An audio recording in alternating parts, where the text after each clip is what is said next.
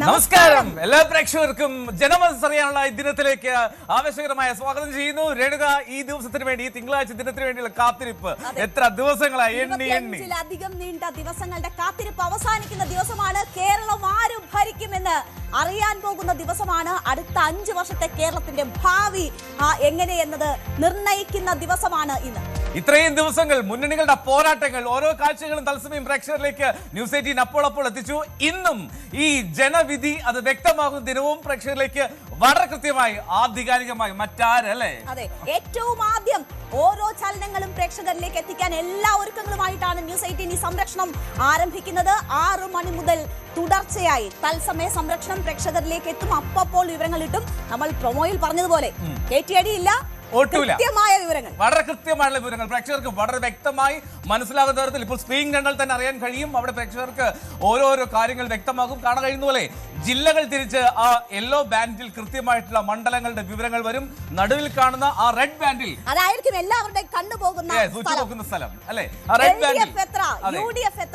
NDA എത്ര എന്നുള്ള വിവരങ്ങൾ നമുക്ക് ആ റെഡ് ബാൻഡിൽ കാണാം. ഏറ്റവും കൂടുതൽ ആളുകളുടെ കണ്ണ് പോകാൻ പോകുന്ന സ്പേസ് എന്ന് പറയുന്നത് ആ റെഡ് ബാൻഡാണ്. കേരളം ആര് ഭരിക്കുമെന്ന് അറിയാനുള്ള കാത്തിരിപ്പ്.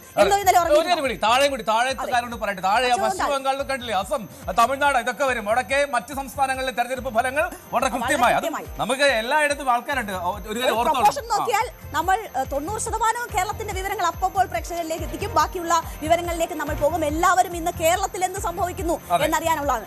നമുക്കറിയാം, ഒരു 2 അക്കം കിടക്കുന്ന മണ്ഡലങ്ങൾ, അവസാനം വരെയും നിർണായകമാകുന്ന മണ്ഡലങ്ങളുണ്ട്. ആ അപ്രവചനീയമായ മണ്ഡലങ്ങളുടെ എണ്ണം ഇത്തവണ വളരെ കൂടുതലാണ് എന്ന വലിയ സാഹചര്യം കൂടിയുണ്ട്. എൽദോ ഇന്നലെ ഉറങ്ങിയിരുന്നു? ഞാൻ ഉറങ്ങിയെന്ന് ചോദിച്ചാൽ ഉറങ്ങുന്ന പോലെ നടിച്ചു. അതെ, എന്റെ കാര്യം ഏതാണ്ട് അതുപോലെ എത്രയോ മനുഷ്യരാണ് ഇന്നത്തെ വിധി എന്താണ് എന്നറിയാൻ ഇന്നലത്തെ രാത്രി അത് കഴിഞ്ഞ 25 ദിവസമായി തന്നെ ഏതാണ്ട് അങ്ങനെ തന്നെ ആയിരിക്കും. എന്ത് സംഭവിക്കും എന്നറിയാത്ത രാപ്പകലുകളായിരിക്കും അവർ തലനീക്കുന്നത്. എന്തായാലും ആ ആകാംക്ഷയുടെയൊക്കെ മണിക്കൂറുകൾ അവസാനിക്കാൻ പോവുകയാണ്. 8 മണിക്ക് വോട്ടെണ്ണൽ ആരംഭിക്കും. അതിനു മുൻപ് തന്നെ സ്ട്രോങ് റൂമുകൾ തുറക്കാനുള്ള നടപടികൾ തുടങ്ങുകയാണ്. 6 മണി എന്ന സമയത്ത് മുതൽ തന്നെ ഇതിന്റെ ഒരുക്കങ്ങൾ തുടങ്ങുകയാണ്. 8 മണിക്കാണ് വോട്ടെണ്ണൽ തുടങ്ങുക. 8:15 പോസ്റ്റൽ വോട്ടിന്റെ ഏതാണ്ട് ധാരണ നമുക്ക് കിട്ടും.